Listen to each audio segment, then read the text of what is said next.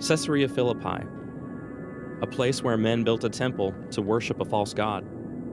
The people who lived here were about as far away from Jerusalem as you could get, both physically and spiritually.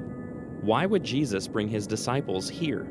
Why would he ask them such a profound question here? Who is Jesus?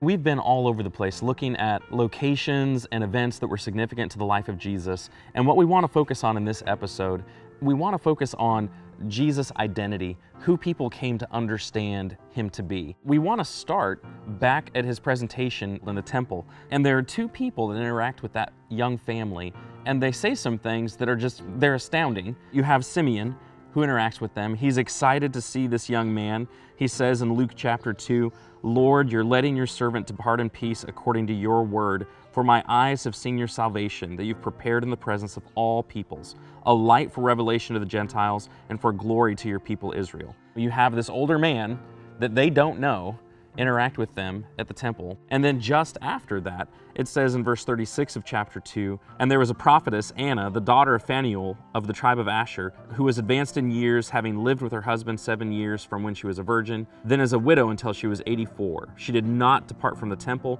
worshiping with fasting and prayer night and day. And coming up at that very hour, she began to give thanks to God and to speak of him to all who were waiting for the redemption of Jerusalem." She says these things about a little tiny baby that she's never met, about a family that she doesn't know. This is not your typical greeting of an infant. You're right. And because of that, I want to take you to a few places here in which Jesus' identity is being revealed to the people. And I'd like to start off in Jerusalem. Then I'd like to go up to Nazareth and discuss Jesus as he preached and taught in the synagogue. And then from there, I want to go back out on the Sea of Galilee. There's a question there about who Jesus is.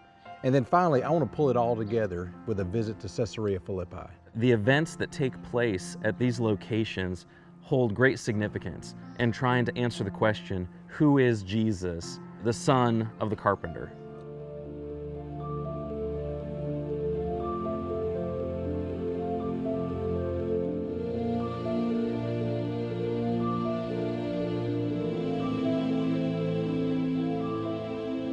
To stand here at the southern wall of the Temple Mount, coming up these steps, we face one of the two entrances to the Temple Mount itself. And the arches, they've been blocked in for a long time, but even when you stand back at a distance and you look at them, you can see the profile and the outline of the gate. And you can just imagine how many people would have been able to access the Temple Mount at one time, coming through gates as large as this. Not to trivialize it at all, but for a modern comparison, I mean, you think about going to a sporting event and going to the stadiums, you think about going to a theme park and the flow of people coming in and out. And so you would have had families constantly going up, and as families finished their business and their sacrifices, they would have been coming down. When you walk up to these gates that are in the wall, you're just humbled at the size of them. I mean, they were 25, 30 feet high. Just think as a Jewish family coming from Galilee, coming to Jerusalem and seeing this huge structure would have just been almost unbelievable. Imagine being Mary and Joseph coming into this space for the first time with your firstborn son to dedicate him at the temple. However, we're going to add to that story a little bit because Luke includes some details that the other gospel authors don't.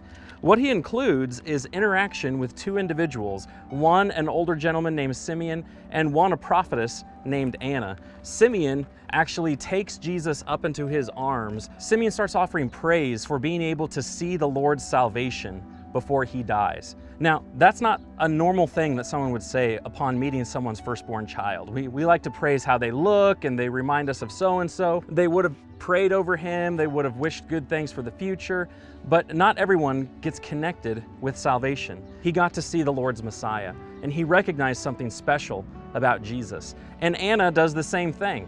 When they're done with the dedication, she starts getting excited that she's been able to meet baby Jesus. So even from his infancy, there are some questions about the identity of Jesus that need to be answered, and Simeon and Anna answer those for us.